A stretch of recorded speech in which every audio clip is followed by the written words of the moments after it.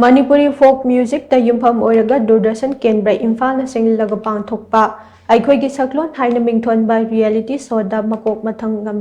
Meekok Thongba Ngamlakkhrabi Saikhom Lamjing Leima Chanu ngasi harao-tayamna oktuna pukning thougatkhre Sagolban Salam Lekai da Laiba Membi Leima Maitai Cultural Research Center na shillaga pangthokpa taramna okpagi thauramadu AIR Imphal ke Director N Nandakumar Lining Thausana Mahi Temple Board ke Vice President Vidyapati Sanjam Member Secretary MC Badatta Luwang Board asigi Senior Member ke Ibom Cha Amade Don Public School Salam ke Principal Y Opendra Namaru Oiba Mithunglen Singoina Saruk Yake Taramna Okpagi Thauramaduga Mari Leinana Saikhom Lamjing Leima Chanu na Paumi Singda Hai Manipuri Folk Music da yumpham oiba Eikhoigi Shaklon haina mingthonba reality show asi haukiba tang taruk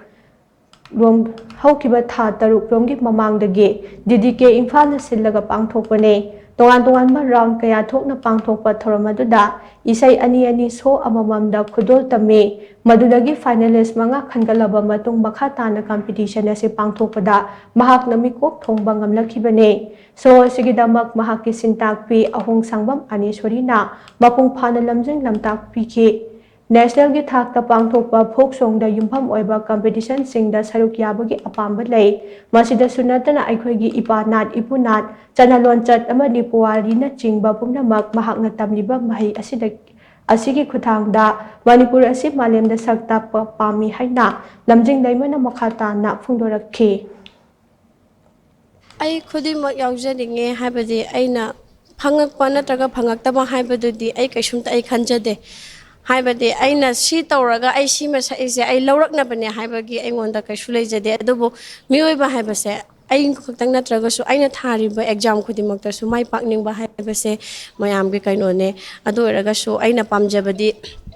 laibak miyam sinba thungna ai maitai macha moina maitai ningolama oina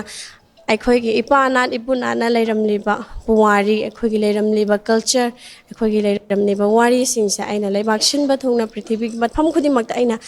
chattuna aina tawba ngamdraga su kaisu leijadaba angang aina chatpa ngamdana tawjaba ngamjadraga su hariba aigi ihaisina isai hariba aigi lamsi ihaisina maram oibiraga lamjing namtakpiraga aibu pubiraga aina phongdokningniba aina igi poknafam ima ipabu aina nuksiba aina piningeba ithinda aina isai oina aina mafam khudimakta chatlaga tawba matamdadi aigi hariba aigi maitrabak aigi kanglaipak se mayamna sakhangbigani aduga Eikhoigi thainadagi hauna leirakliba khoigi puwari Eikhoigi kanosibu mayamgi mafamda saksu takpa ngamgani haibagi asada ai loinamak khudimak aina angamba changda ai ojasingi makhadagi ai yaujanienge